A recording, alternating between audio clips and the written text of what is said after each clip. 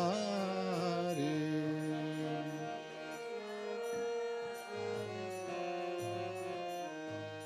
Jai Radha Madhava Kunja Bihari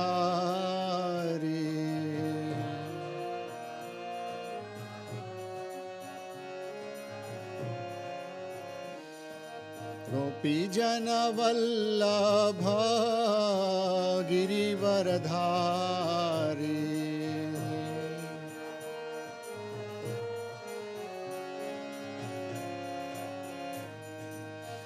Yashodanandana Braja Jana Ranjana Yashodanandana Braja Jana Ranjana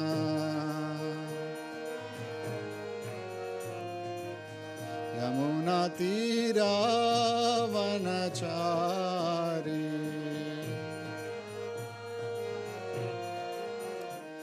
Jaya Radha Madhava Kunja Bihari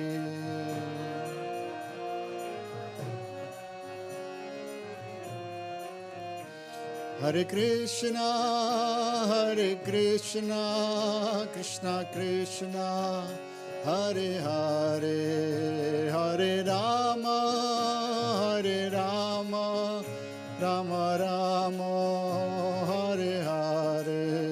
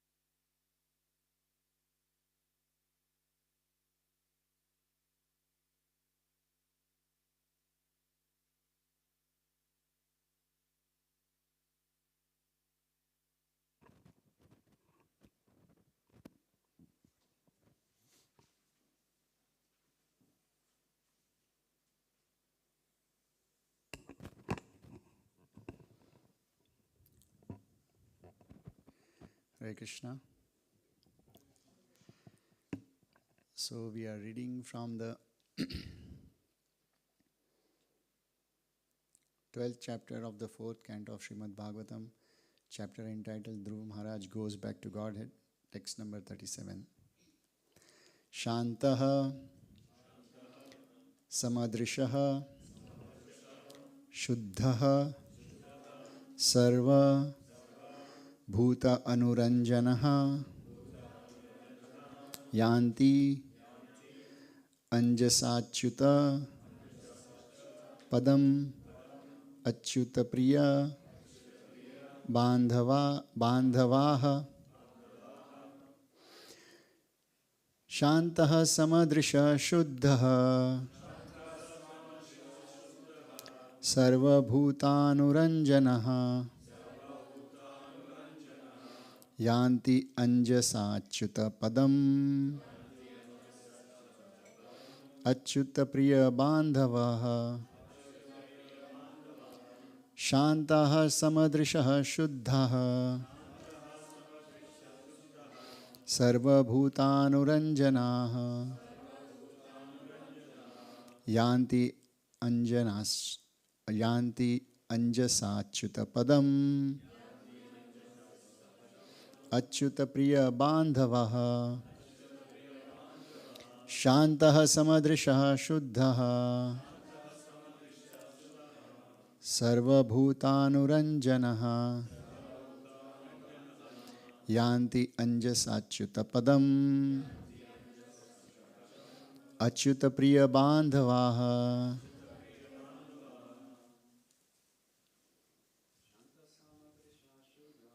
Shanta Samadrisha Shuddha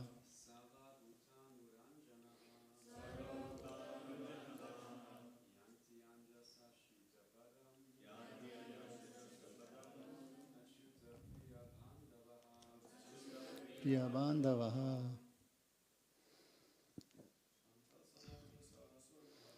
Shanta Samadrisha Shuddha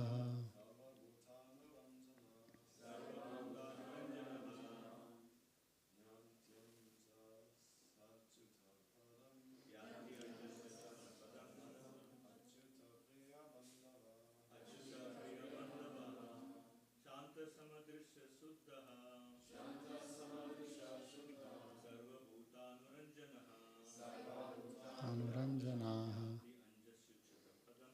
Yanti Anjasachyuta Padam Priya Bandhavaha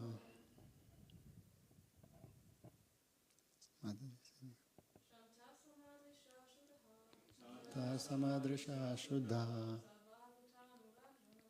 Sarva Bhutanuranjanaha Yanti Anjasachyuta Padam Achyuta Priya Bandhavaha Shanta Samadrisha Shuddha Sarva Bhutanuranjana Anjasachyuta Padam Achyuta Priya Bandhavaha.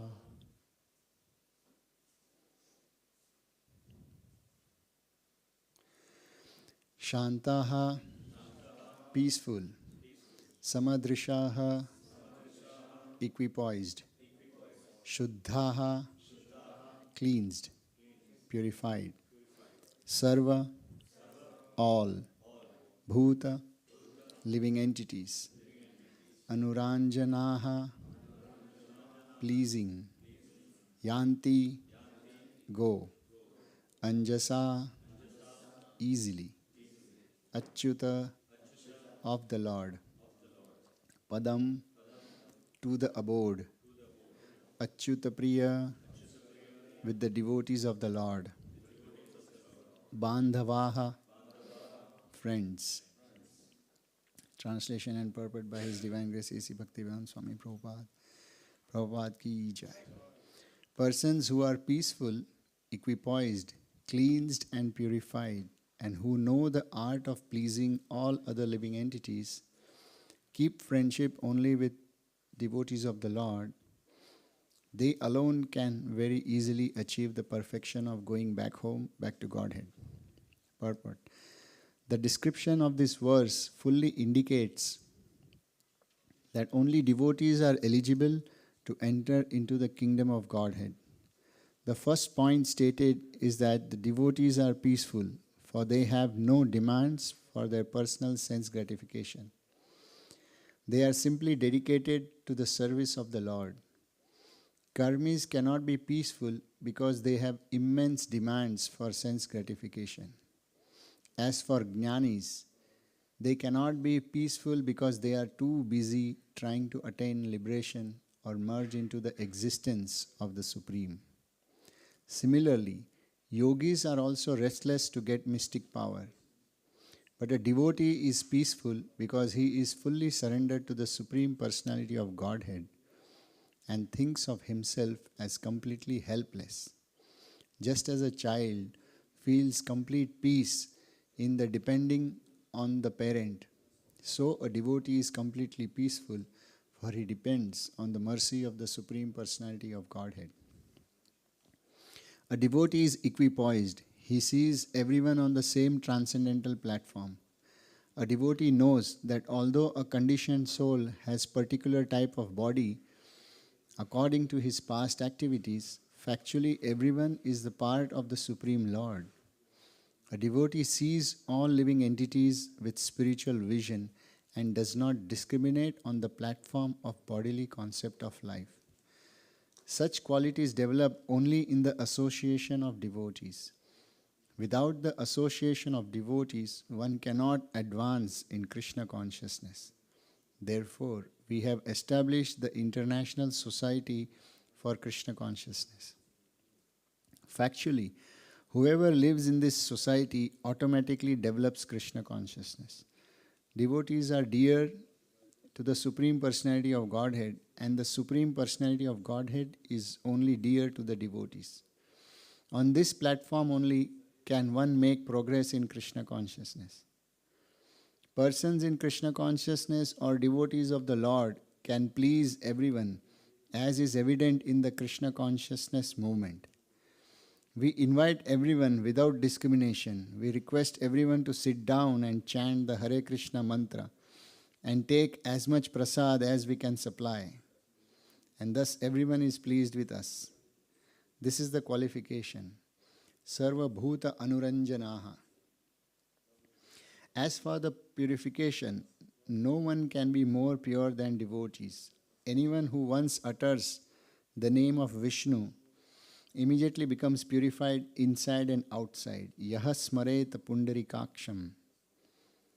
Since a devotee constantly chants the Hare Krishna mantra, no contamination of this material world can touch him. He is therefore actually purified.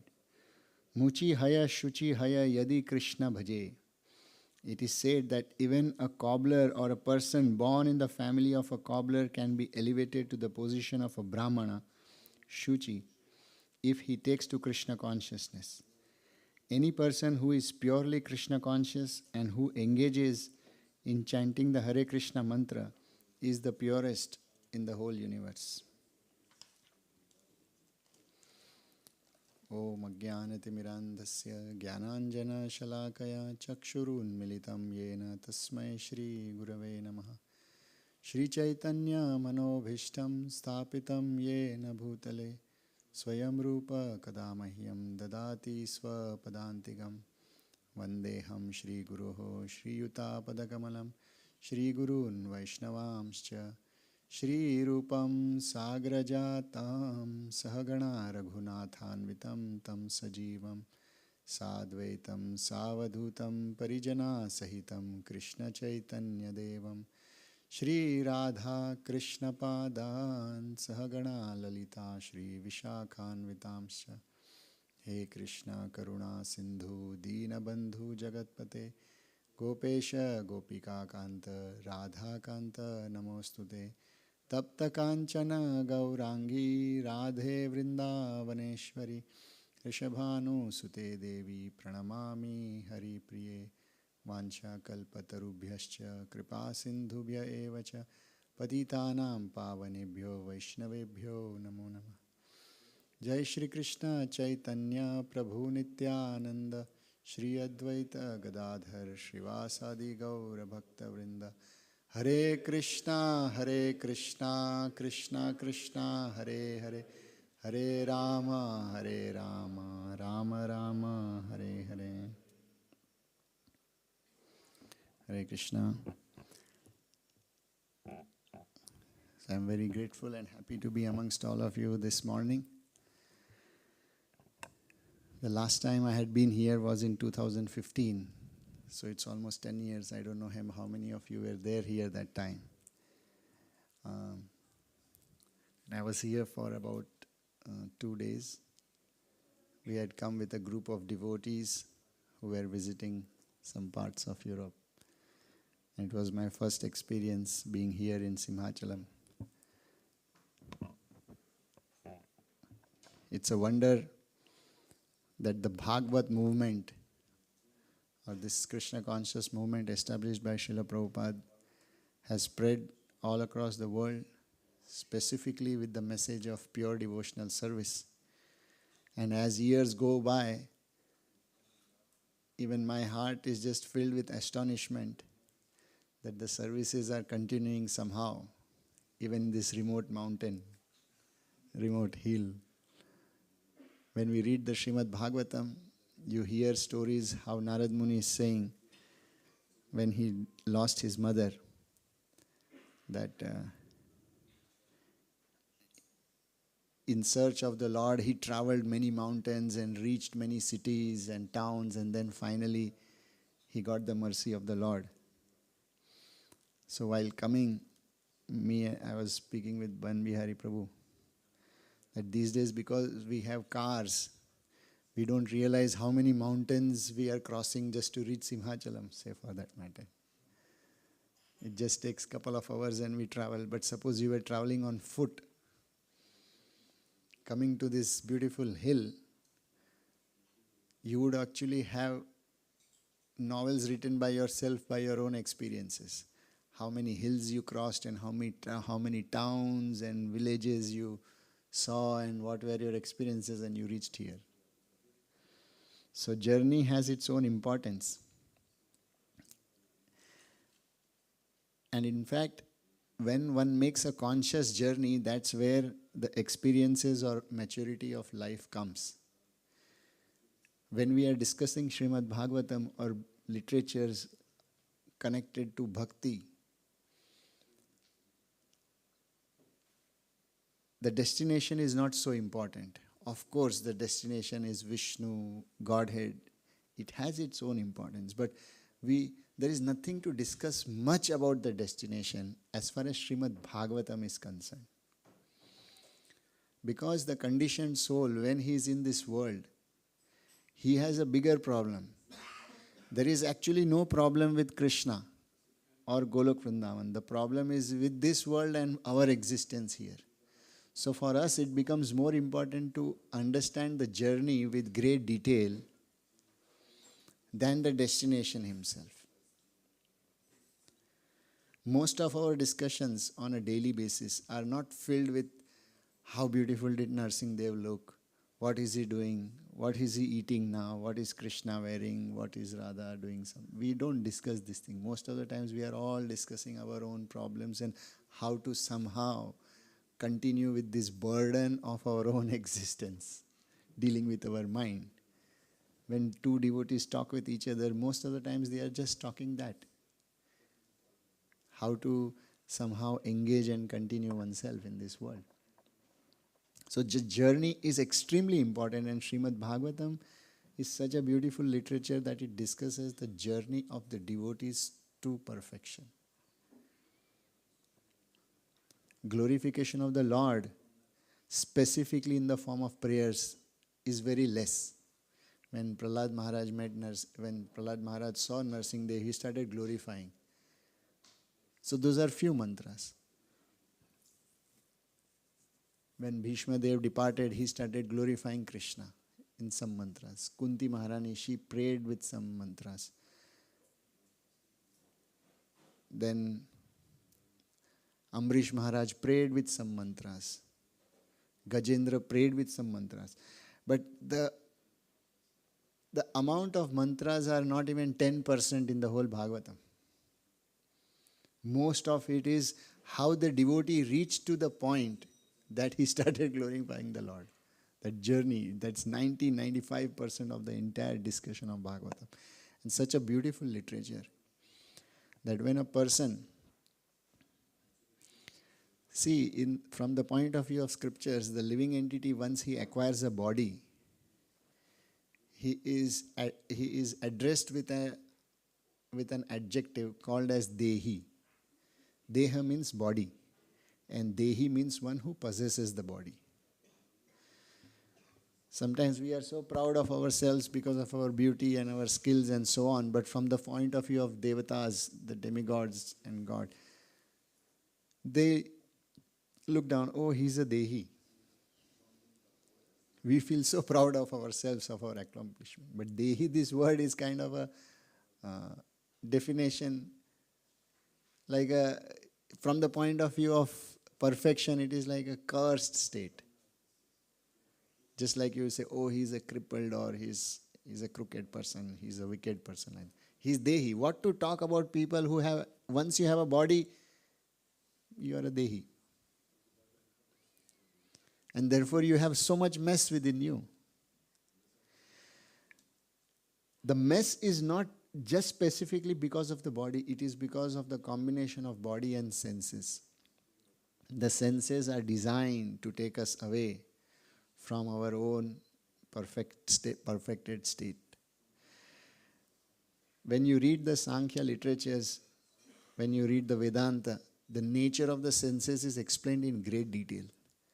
The senses are all outgoing. None of the senses are inward. Like with your eyes, you can never see yourself. Of course, in the mirror you see the body, but you cannot see within yourself. You cannot say, let me take it inside and see what's happening in my brain. It's not possible. With your tongue, you cannot taste your own self. You don't taste your body within. With your sense of smell, you don't smell your intestinal tract or esophagus and all. With the touch of your skin, the sense of touch, you don't experience things within your body as such. Jai Narsimha Bhagwan ki jai. The senses are designed, they are outgoing, they are not incoming. And therefore, when the design itself is outgoing, it is natural that a person is going to only seek meaning, purpose, and pleasure through outer things. How can you do from inside? It is only mind which has two functions, to go out and also go inside. And therefore, mind is considered to be the master of all the five senses. And this mind, if it does not have a proper direction, it will only follow the direction of the senses which is outgoing. So it is almost impossible for a living entity to figure out what to do in this world if he is left alone by himself. And therefore, Srimad-Bhagavatam, this beautiful literature, tries to guide a living entity by using the mind. Drive your senses in a different direction. Develop different kind of unique desires. When we read the literatures of the world, when we interact with people of the world, our heart is only filled with more and more desires. Never-ending, unending journey of wanting to fulfill desires. But only when you start reading Bhagavatam, you start developing unique desires, or let's say weird desires from the worldly perspective. When you interact with the world, you want to enjoy more and more. You read stories of Bhagavatam, you start feeling, oh, I also want to do some kind of austerity. I also want to do some tapasya. I also want to achieve perfection. I also want to see the Lord. These kind of desire develop. It's very unusual. Sometimes because we are in the association of devotees and we don't realize that what magic is happening with us. But just to simply have this desire to seek perfection is not an ordinary thing. The stories of Dhruv Maharaj and Prahlad, these two personalities, are probably Very unique in the sense that both of these personalities have been very young when they achieved perfection. Na bhuto na bhavishyati. Probably no story you'll see of the past, in the past, and nothing in the future of like these two personalities. You'll have many stories of the kings and queens and mature people and rishis and so on, but 5-year-old, 7-year-old children doing extraordinary austerities, showing extraordinary devotion and attraction to the Supreme Lord with such grace, which is so important. Many of us, when we do austerities, it is seen on our face as a sense of struggle. Even sometimes devotees around us, they feel the heat because you are doing austerities. Oh, he's like doing tapasya, don't go near him, he'll blow off. I know devotees, when they do Nirjala Ekadashi, everyone in their house is tensed. Because they are suffering. If you try to mess around, they'll blast. So to do service or to do austerities in a manner that it is graceful requires a different sense of mercy. It requires a different sense of maturity. It's not that you are trying to prove anything to anyone. You are just trying to submit yourself to the Supreme Will. So here Dhruva Maharaj, he has already perfected his life because at the age of 5 or 6, he had already seen the Supreme Personality of Godhead in the form of Narayan. And then it was Narayan who instructed him to continue his role of acquiring kingdom and do the duties. And in the course of the duties, the 3 modes of nature, of course, because he was a king, he had to conquer and fight, and all those things have happened. So meanwhile, after ruling this world for approximately 36,000 years, which is a huge time, Dhruva Maharaj is then now realizing that it's time, that I have ruled enough. And then he desires to go back to Godhead because he has already had some experience of Narayan earlier. And these discussions come at that time. So beautifully the purport says, persons who are peaceful, equipoised, cleansed and purified, and who know the art of pleasing all other living entities, keeping friendship with only devotees of the Lord, they alone can easily achieve the perfection of going back home, back to Godhead. Now, although this verse says that they can easily achieve the perfection, couple of verses before, Narad Muni is saying, simply by doing severe austerities, Dhruva Maharaj attained perfection. Austerity is such a difficult thing. Severe austerity is even more difficult. But what are the words used? Simply by doing severe austerities. How do you say it? Simply by doing severe austerities?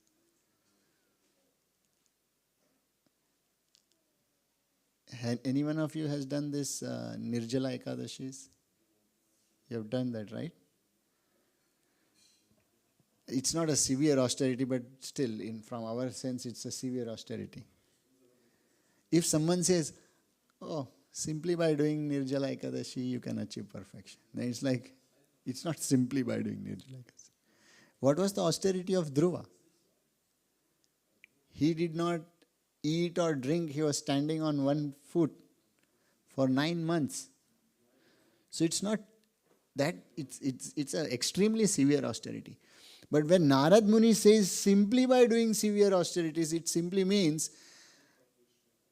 attainment of Krishna or Vaikuntha, attainment of Godhead is such a rare thing, it is an impossible thing, that even by severe austerities you cannot attain.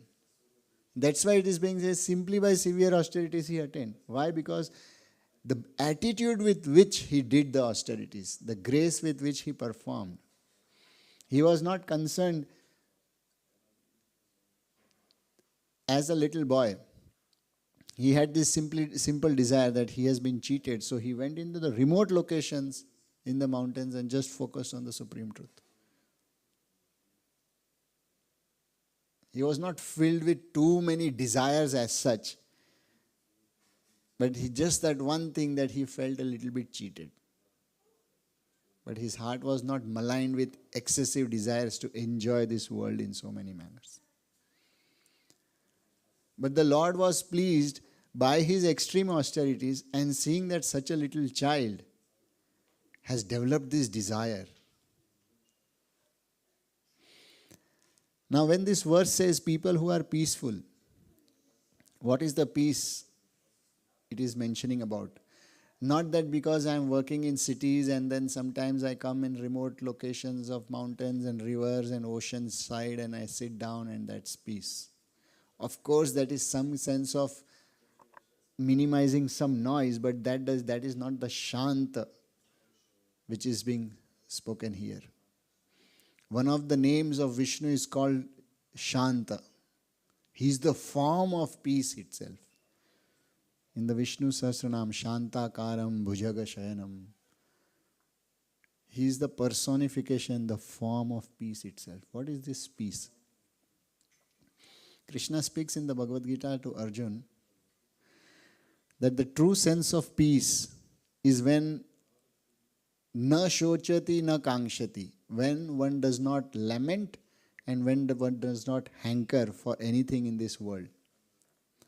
Lamentation has two forms. One is the lamentation in the past, or lamentation which is spoken in the past sense. So whenever we are thinking about the past of a situation which has happened and it has not happened in a satisfactory manner, that is called as lamentation. Also, lamentation in a futuristic sense, which is that if I don't do this, so and so may happen. I need to secure myself. Excessive worrying about the future, that is also a form of lamentation. If this thing happens, if that thing happens, I have to be prepared for so many things. That's also a form of lamentation. So there is lamentation in the past, where the mind goes to the past, and there is lamentation about the future. There is no situation which has happened. So when a person is very insecure, he starts thinking about the future too much. That insecurity brings fear, and that also is a form of lamentation. And then, when you don't have lamentation, you may have something which is called hankering. Hankering for something which you don't have. Hankering for basic necessities is not exactly wrong. Hankering for survival and basic dignity is not a problem. But hankering for excess, more and more. I wish I could have that, I wish I could have that, I could have that. When a person is tossing, continuously juggling between hankering and lamentation, a person can never achieve peace. So the basic definition of Shanta, if we want to be peaceful, all we have to measure is not how silently I am sitting with my mouth closed, how I am not talking or arguing with anyone. That's not Shant. Shant is your mind peaceful with hankering and lamentations? Then you can understand that yes, I am now slowly getting peaceful. Srimad-Bhagavatam gives another definition of peace. It speaks Nivritta Tarshair. Nivritta Tarshair Upagiya Bhanat Bhavaushadhat Shrotra Manobhiramat. This verse comes. So Nivritta Tarshair. Tarshair means, again, it's a form of hankering, thirst, Trishna. I want this, I want this, I want this, I want this, I want this. Thirst. When we are thirsty, we cannot think of anything else. All we need is that water. So thirst for material existence means when our mind is absorbed or fascinated by something in this world, unless and until we achieve it, we derive no peace. And sometimes you cannot achieve it in physical ways, so people start speculating in the mind, they hallucinate, and they fulfill those desires in very artificial ways.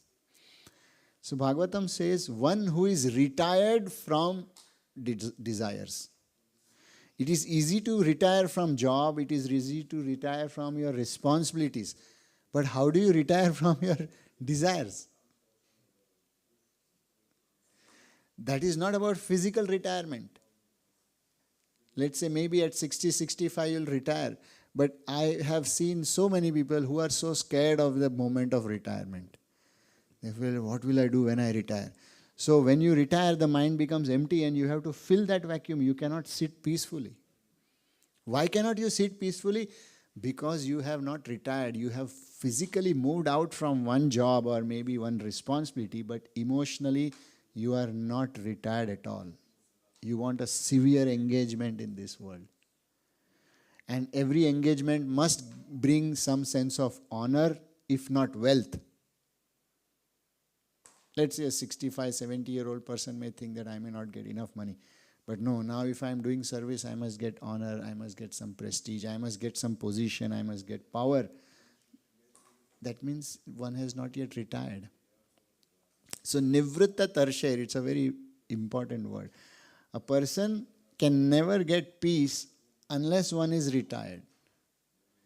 Retired from hankering and lamentations. So the bar is quite high, but it is possible. When we read Bhagavatam, it makes us feel that yes, it is possible. Why? Because Dhruva did, Prahlad did, Kunti did, Arjun did, Bhishma did, all these personalities. They were extraordinary personalities, but mind you, they also did some extraordinary blunders. None of the characters of Bhagavatam are spotless in their karmic journey of life. That makes the whole Bhagavatam literature very beautiful.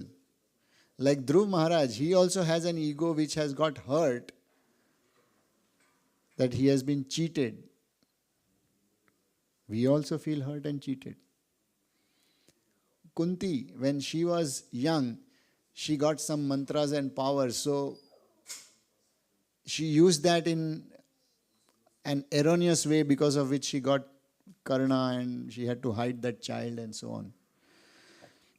Bhishma, such a powerful king, with all his wisdom, with all his brahmacharya and everything, he used all his mind, body and intelligence to serve Kauravas, the very party which was against Krishna. Can you imagine these blunders? You are at the helm of affairs, very powerful person, and you make these decisions. One blunder which cost their entire life. Many of us, we have done hundreds and thousands of mistakes, but it has not cost our entire existence. The characters of Bhagavatam, their mistakes cost their entire life. It changed the course of the history.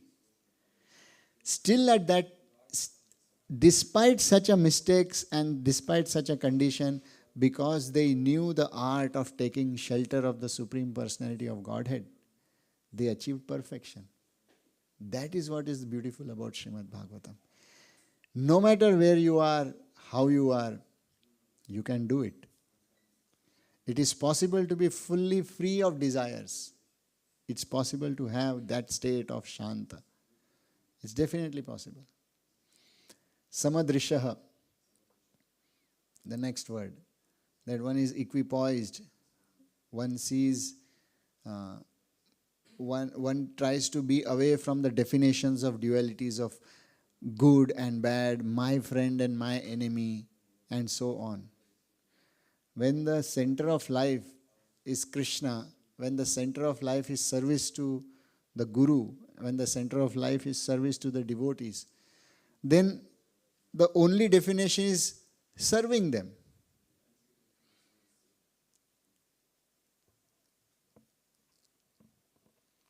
We hear many times that if a person keeps judging someone all the time, then you cannot serve. One of the most important qualifications in service is not to judge, unless and until it's your position where you have to be, you're a leader of a community, you have to have some discrimination. But judgment means you pass on comments and think, oh, he's useless, this one is more better, this is less better, and so on. These kind of egoistic feeling, that is not good. One can never focus on service. Despite all the shortcomings, okay, in which manner can I engage, in which manner can so and so engage. When a person is simply focused on service, one naturally becomes samadarshi. When you are focused on your own ego and your prestige, when you are focused on competition, that I am better than someone, is this person doing good or bad, when you are just judging that constantly, the focus on the service gets lost. And then we start making mistakes. So samadrishaha means that focusing on the supreme truth and the interests of the supreme truth. Things can go up and down all the time in this world. It's okay. Don't get emotionally bothered so much. That is samadarshi. There'll be just like changing of seasons. It will keep happening. Just keep continuing with gratitude. And samadarshi with the sense of being shuddha. Very important. A demon can also be samadarshi. He does not care for anyone, whether good, bad, agree. All he cares for his own ego. But then he is not shuddha. So either shuddha is very important. It is a purifying form. It's very liberating. That is what called shuddha. One of the names of Vishnu is also Shuddha. One who is the form of purity. That way. And here also one beautiful word is saying, Achyuta Priya Bandhavaha. That one who is very dear or who has very close relationships with the devotees of the Lord. Achyuta is the Lord. Achyuta Priya means one who is dear to the Lord. And Bandhava, one who has good relations with such people. Now, how do we develop good relations with the devotees of the Lord? This is also explained in the Bhagavad Gita very nicely. It says, devotees, when they come together, when they meet each other, they strengthen their relationships by sharing the experiences of the Lord. Mat chitta mad gataha pranaha bodhayantascha parasparam. That when they meet each other, they share the bodha. Bodha is a very interesting and beautiful word. Bodha does not mean just my readings. Let's say, when we hear that when devotees come together, they discuss about the Lord. So, I may say, okay, what are you reading these days? You say, I'm reading Bhagavatam. And I say, okay, I'm reading Gita. And we are reading this chapter. Just exchanging a theoretical exchange of reading is not called as bodh. Bodh means that reading which you have understood, you have deliberated upon and started practicing.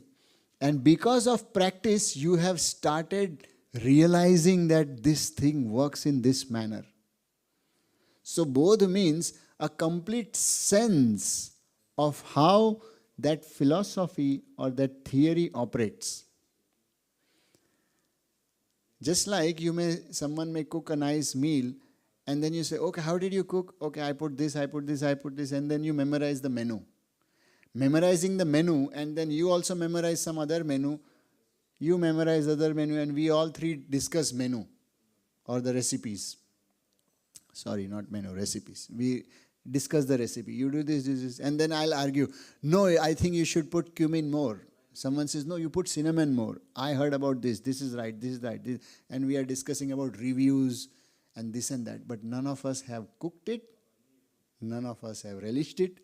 But I am discussing my recipe, that it has had 5,000 views. You discuss it has 5 million views. Someone says 10 million views. And we argue on that. That is not what when devotees come together and they discuss philosophy just for the sake of it. Therefore, this word is used. Bodhayantascha parasparam. Paraspar means each other. Both parties have relished and understood and matured in understanding something. And when these two people come together, and then when they discuss, that is what is called bodha. You are sharing the experiences that way. And this becomes the reason of strengthening or having very deep relations with devotees. This is what is called Achyuta Priya Bandhava. not that somehow I'm just discussing my intellectual skills of Bhagavatam and I'm discussing my intellectual stories from Gita and Mahabharata, not like that. So such a beautiful word, bodha. Bodhayantascha parasparam. If the scriptures were simply to be understood by just memorizing things, then Krishna says in the Gita, what is that words he says? Raja Vidya Raja Guhya. That this knowledge is Raja Guhya, it is the king of all secrets. Now how is it a secret? I print a book and I am printing thousands of copies and distributing also on streets and saying, okay, this is a secret. How is it a secret? Krishna is telling Arjun everything and he says, this is a secret. How is it a secret? Because this knowledge is revealed only for one who practices it well. And when you start practicing Krishna within the heart, he reveals, Dadami buddhi yogam tam. Krishna says, for one who surrenders unto me, I give him the intelligence by which he can understand me. That simply means that even by reading I may not simply understand. Unless my reading has the sense of humility, unless the reading has the sense of commitment to the practice, unless the reading has some service attitude, it will not reveal. When one person understands the theory and strives for it, then Krishna within the heart, he reveals the fine tuning of how this philosophy or practice actually works. And then that becomes what is called as an understanding or bodh. That is what is called Achyuta Priya Bandhava. So such a person, such people are very dear to the Lord. And when we are in association of such devotees, then we can very easily achieve the perfection of going back home, back to Godhead. Hare Krishna. Granthra Srimad-Bhagavatam ki jai. Any questions or comments? Yes, Prabhu.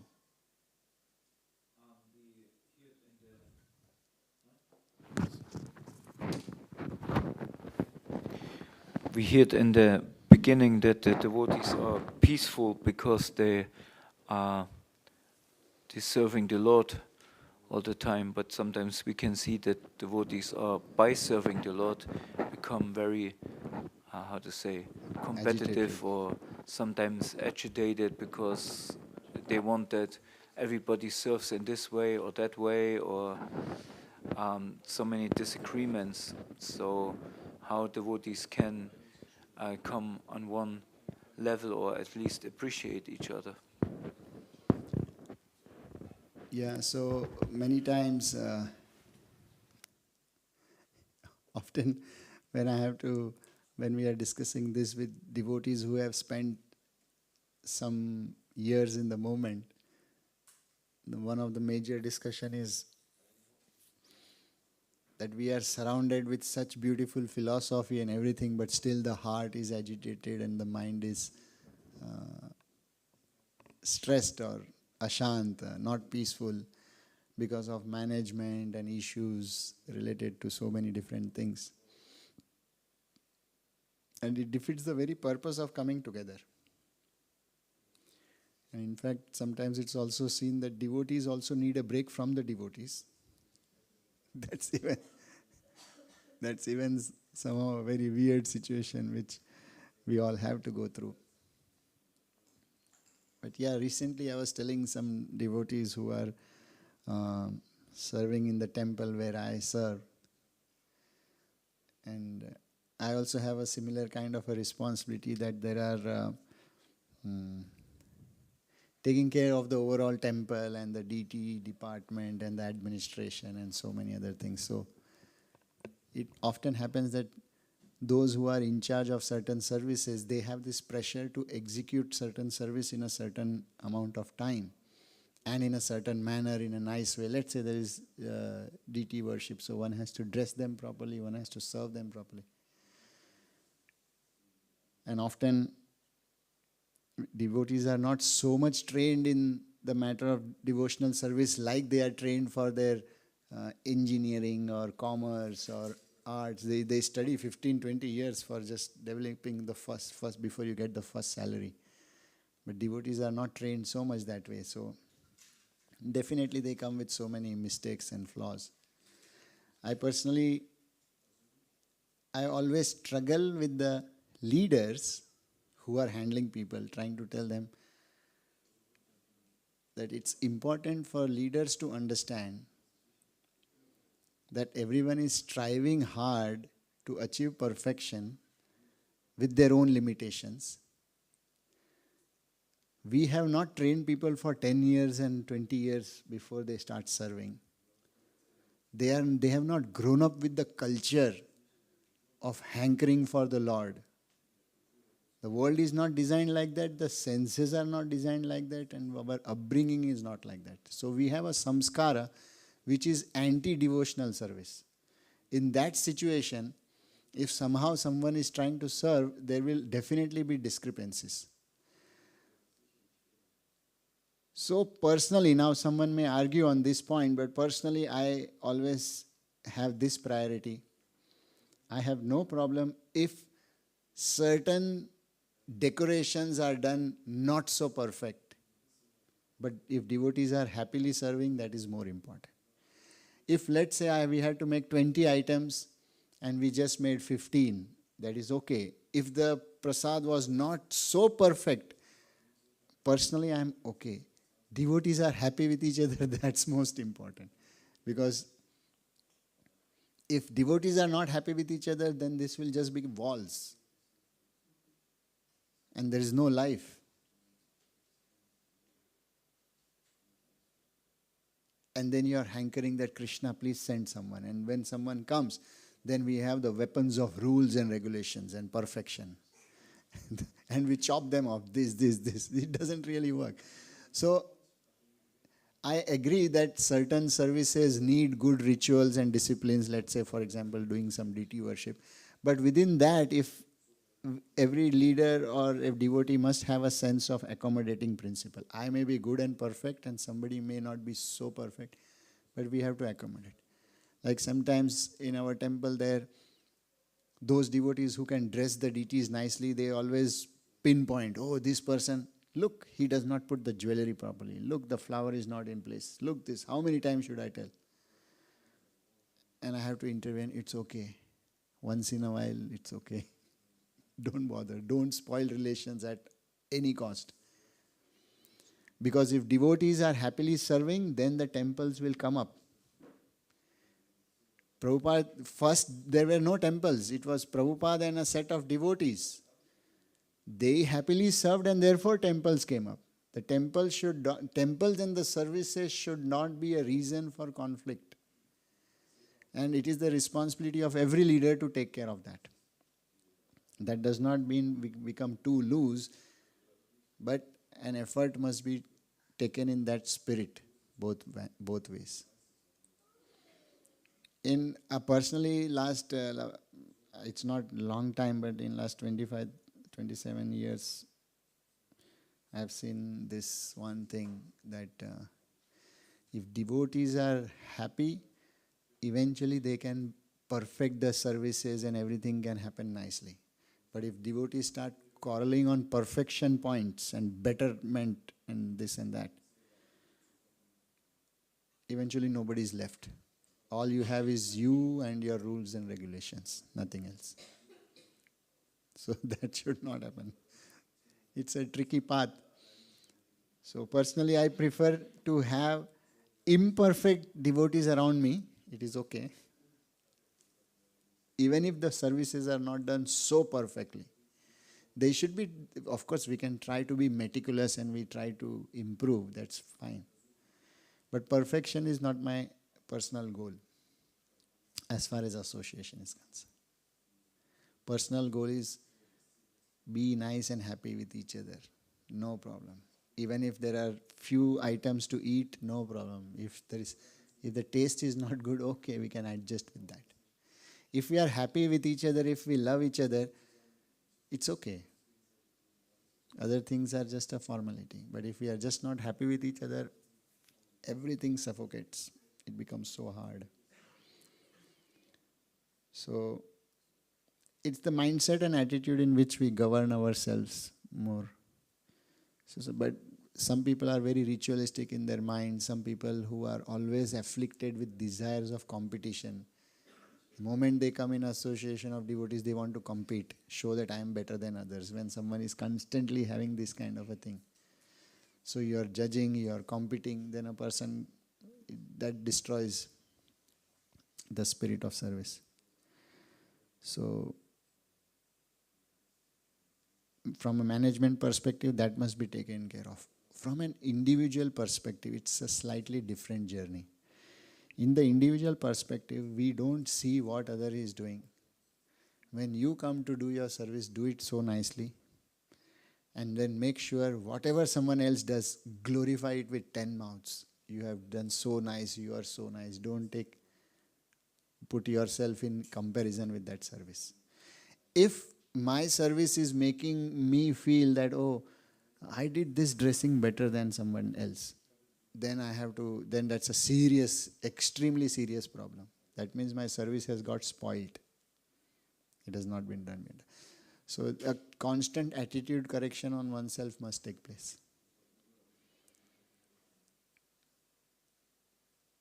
So, does that help, Prabhu? A bit, yeah. Yes, Prabhu. Hare Krishna. There's a question in the live chat. According to scripture, where does our desire to criticize other devotees come from? So it's a sense of the false ego which is constantly struggling to establish itself as the center of the universe. And when you see someone else who probably is better or taking some position, even if it's not better, when we do not understand that we are a part of this creation, the false ego starts thinking that I myself am sufficient to exist. I don't need anyone else. The root of criticism is that. If a person tries to understand that we are part of this whole creation, even the worst part, the worst species or the worst person also, somehow in this whole ecosystem, the grand creation, he is also part and parcel of this whole thing. When this kind of understanding develops, the sense of criticism changes. There may be a discrimination. See, there is discrimination that, oh, this person is not good, beware, he is a terrorist, he can kill, harm. That's discrimination. But being disgusted of creation, oh, he's useless, absolutely, I don't like to see this person. That kind of criticism, that is a total disrespect to the creation of God himself. That means we have not understood that in this whole creation, everyone is part and parcel of the Lord.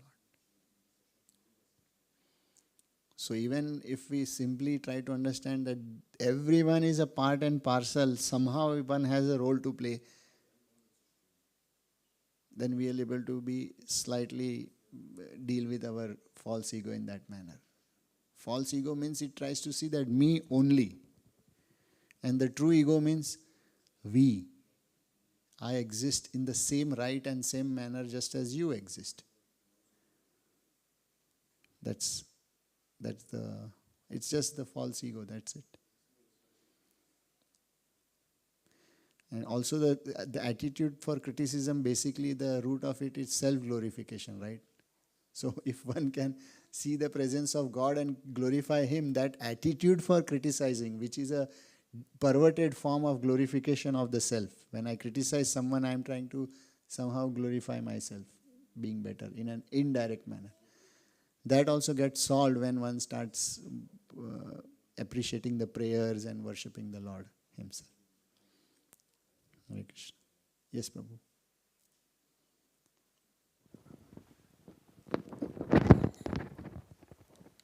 Hare Krishna, you were talking about the word bodh, bodhayantas parasparam, and it sounded very similar like vijnana, but it seems that bodh is a little bit more, maybe there is still a difference. Yes. Because jnana means theory, vijnana means realized knowledge. So how is bodh even more or different? So Vijnana is a realized knowledge where you have applied and you have experienced it. Bodh is a sense of rasa. I'll just give an example. For example, when you sit for a feast, so maybe there is puris, there is sabji, there is sweet rice, there is halwa, there is some samosa and something. 6 items are there, or 8 items. All of them taste very nice. You also know to cook, you know the science of cooking, and you eat everything and everything is nice. After the whole meal, there is an experience of the meal per se, not exclusively of the samosa or the sweet or the ice cream. An overall experience of the meal. That is what is called rasa when we talk in scriptures. Or that is what is called as bodh. It's not just one item, but it's when all the items together, what experience they develop. Let's say someone gives you a pizza, and along that they give you sambar or dal. It doesn't go well, right? So the dal is tasty, the pizza is tasty, but these two things don't go well together. So what gets destroyed is the sense of rasa. There is an understanding and experience of both, but in an integrated manner it is wrong. So if someone makes a South Indian meal, someone makes an Italian meal, someone makes a Mexican meal. So that whole meal, it may have 10 items, but the whole meal, if it's Mexican, Italian, whatever maybe, I don't know whether there's a German meal, but it gives some sense. Sometimes I go to some devotees' homes and one time one devotee had made pizza and idli and sambar. And I was like, you are good in everything, but don't mix these two. I cannot relish either of them. So Gyan, theory, Vigyan means you understand all the aspects of knowledge well, and Bodha means you fully comprehend it and can bring out the essence. Bodh is a sense of rasa. I hope you understand that slight difference. Yeah. Thank you.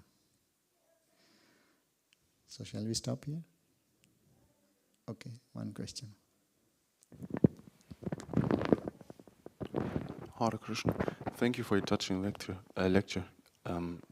I've written down you have said we have to understand the journey of us, each devotee, I guess you mean, in great detail, with great detail, and you've said that many of our daily discussions are not concerned with what Krishna does at this moment in Goloka Vrindavan, but how we can continue, how every devotee can continue the devotional path, and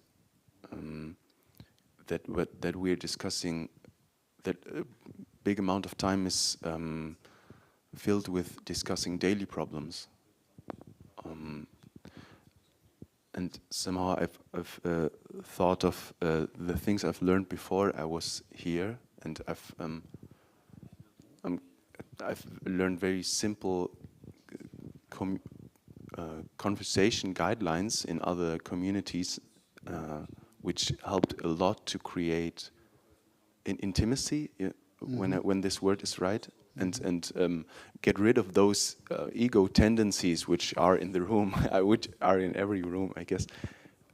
And I thought of they all were no devotees. I've not 8 months ago. I've not seen any devotee before, and somehow other communities are. I've not seen a community that stable as this. So this is another point why I'm hesitating. But should one consider using such when you have learned conversation guidelines which are simple, and I felt them being very effective. So or Yeah, conversation guidelines are always good, and all conversations between devotees must be honest. So then it works. Just talking, like that's why when we are talking bodhayantascha parasparam or something, even when the devotees are not talking of Krishna, they are talking about honest discussions of how we can make some meaningful journey and progress. So although it may not be too always just maybe chanting the mantras of the Bhagavatam, but it is a journey to that, right? If I have a lot of challenges in my journey to Krishna, I also need to honestly talk with someone. It may be filled with some kind of negativity and stress, but if I don't talk and if I don't get some guidance and if we don't share our journey, we cannot make more sense of it, right?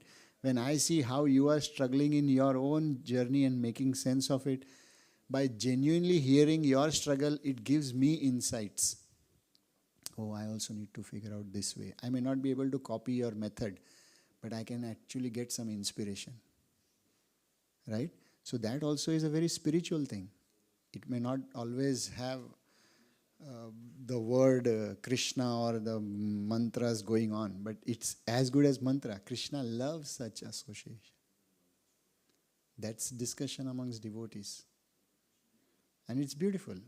So Honest. So he loves honesty, you meant just right now? Or what does he love when we recite the mantras?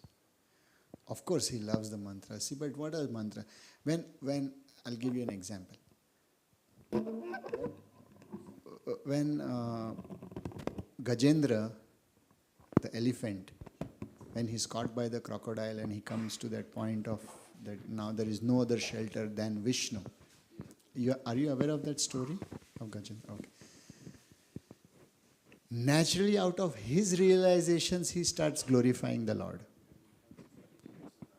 in a poetry format.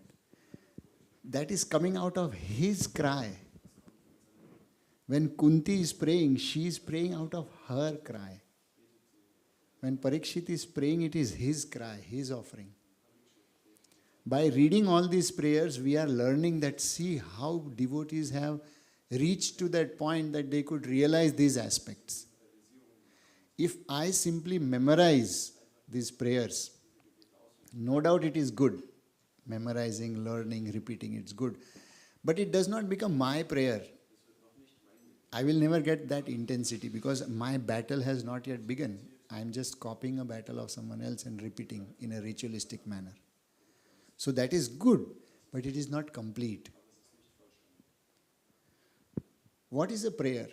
When I stand in front of Narsinghdev and I simply pray some Vedic literatures, that is called chanting of the mantras. But prayer is that where I am stuck in my own existence somewhere, my heart is hankering for deliverance with something. Maybe it may be just a material desire. I may be saying, oh Krishna, please Narsinghdev, take me back to Godhead. I'll say this. But in my heart, I want that home, I want that wealth, I want that person, I want that object. I'm not speaking it, but my heart is hankering. Whatever I hanker is my prayer. So when we go in front of the Lord, I would say, what is my prayer? My dear Lord, I am learning so many things. Sri Narsingha, Jai Narsingha, I am learning this, I am praying this, I have learned everything. Despite all of this, my heart is stolen by so many other things. I am standing in front of you, but I am so empty. I am not filled with your existence. I am not filled with these prayers. May I get attracted. So then that is a genuine prayer. It's not that because I just repeat Gajendra's prayers, so I have done also the same equal amount of chanting. I am also now at that level. It's not like that. I hope you get the sense. Yes. There is in all the stories always a sense of severity, severity. And what as far as I understand the false ego, what it does is it tells me, oh, it's not that severe. Yeah. And there is the prayers, and when the situation is severe, I can pray, just help me, and it does something. And with those prayers, I don't know what happens, but the situation always is severe. but the false something in myself tells me, oh no, I can do this, can handle this. It's not that severe, and this is it's always like that. We don't realize the severity of prayers because we haven't realized our condition properly. So prayer is what is running in your heart. Krishna hears that. We don't need to speak. Just like a small child, even before it learns to speak, the mother understands that now he needs food, or he needs to sleep, he needs this, he needs that, he's upset with this. All those subtle things, how they identify. Language is not, grammar has not come in place. Then we grow up and we think that we'll try to cheat Krishna through language and grammar. Maybe music and traditions, and try to show how we are so loyal to the truth. It's all. He sees inside. What you have inside is your prayer. Always know this. We try to learn from the prayers. So therefore, see, no two devotees are having the exact same prayers. I have read so many prayers. The only thing which I see common in all the prayers is everyone says, my dear Lord, you are inconceivable. But because everyone's journey is so different, they pray differently. Kunti will say, my dear Lord, when I was about to die and so many times you saved me, I could not figure your subtle help and so many other things. When Bhishma prays, he prays in different ways. He does not say, my dear Lord, you saved me from this end. He says, my dear Lord, you are, because Bhishma is an intelligent, he's a Rishi and Muni. So he starts glorifying how you are inconceivable, you are all knowledgeable, you are one who cannot be understood by intelligence. So everyone's journey is different, so their prayers are different. So we have to just be very sincere in our journey. It doesn't matter we are falling, but as long as the journey is continuing, your prayers will be honest and genuine. Narsinghdev is not probably, he's not standing here to listen the perfect mantras which are already been chanted by Prahlad or someone. He wants to hear your call. Your call. No matter. Doesn't matter in German language, in French, in Italian, even if it's not Sanskrit, doesn't matter. Your call. That's the spirit of bhakti. Okay, last question. Today we talked about two or three different topics. One was desire, then the prayers, and what do we want?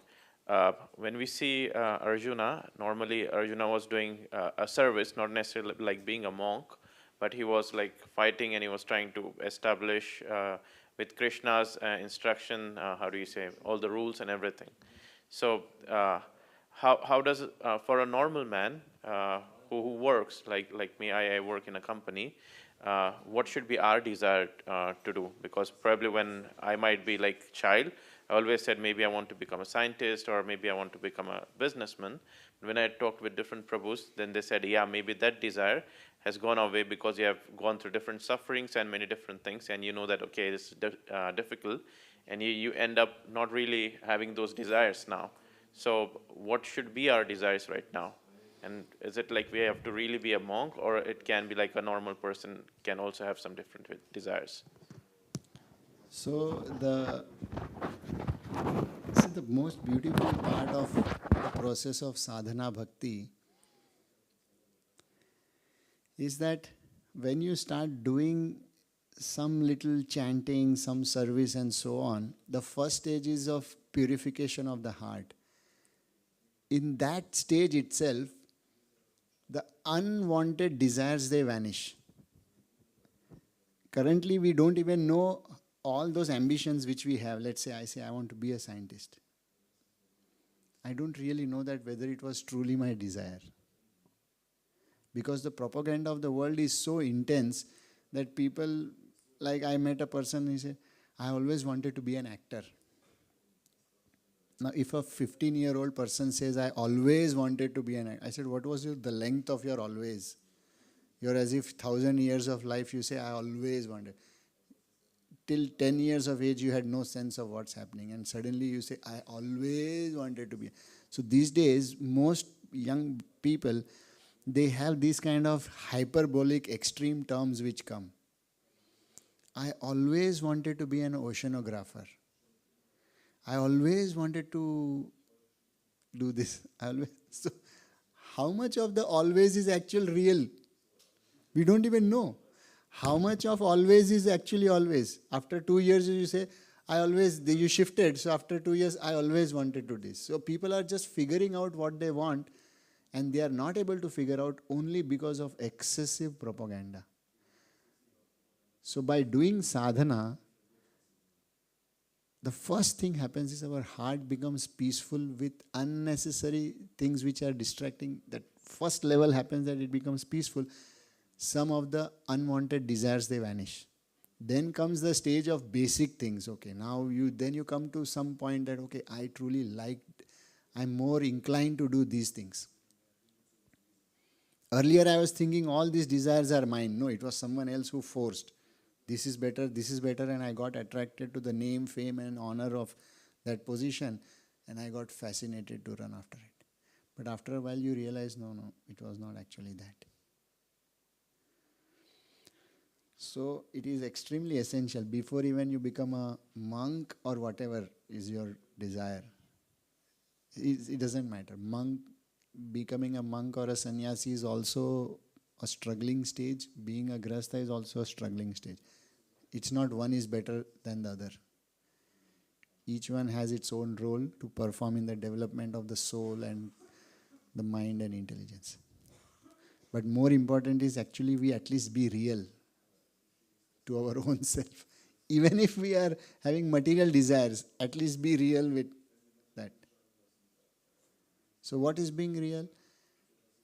When you read Bhagavatam, when you do little bit of sadhana, automatically the mind will become slightly peaceful, and then the first layer of unnecessary things will go away. Then what remains is your own problems. So right now I have the dirt which has been thrown, I have my own dirt on me, and I have dirt which has been thrown by so many things. Social media, propaganda. Once that goes, then I am with my own dirt. Then begins my actual journey. So yes, if you are working, be dutiful to the job. There are certain basic dharma which is mentioned for every living being. Whichever position and stage of your life he is in, you have to be dutiful to that. So if you have responsibility towards parents, fulfill that. If you have responsibility towards family, fulfill that. Whichever job you are in, you are obliged to that. Don't cheat in that. Be honest with the work. Don't just think that I will do minimum but I should get maximum pay. Then I have no loyalty for the work. No, if you have work, even though it is mundane, put your heart and mind intelligence into it. Because that's sustaining you. It's giving you money which is helping you to be honorable to that job in your mind. Not that I don't like the job but the money is good, so then I will do devotional service. So you are stressed here and then you are thinking I'll do devotional. No. Think of that also a part of your devotional service. If that effort is sustaining your bhakti, then that also is an element of, it's a tool to serve. Appreciate it, even if it is not so exciting. Whichever place you are in, you are obliged to that land. One person was telling me, he has been working in Saudi Arabia for 20 years amidst extremely fanatic Muslim fundamentalists. So he was telling me, oh, I am living in a cursed place and I wish I just get out of there. I am in such a fallen place. I said, you have been working here, earning here, last 20 years, and you are cursing the very place. I told, why do you see that it is ruled by Yavanas or Mlechas or those who are anti-Vedic culture? The earth belongs to Krishna. Just because some set of people having a weird mentality are ruling some other place does not become that the place is condemned. Change the attitude. See everything as part and parcel of Krishna. If this part is nourishing, even if that country may not be suitable to bhakti per se, but you have to be grateful to that land because that land has served you You have to be honest to that place. Vedic culture and Vedic mentality is all about integrating your existence and then connecting with the Supreme Truth. You cannot keep abusing this. This is material world, fallen place. Can you abuse the material world and go to spiritual world? That when you go there, that same abusive mentality is still there. That doesn't work.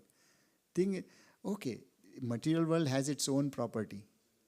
Our jobs, our roles, responsibilities may be challenging in their own ways. Some facilitate spiritual growth, some do not facilitate so much spiritual growth. But as long as I am stuck there and I am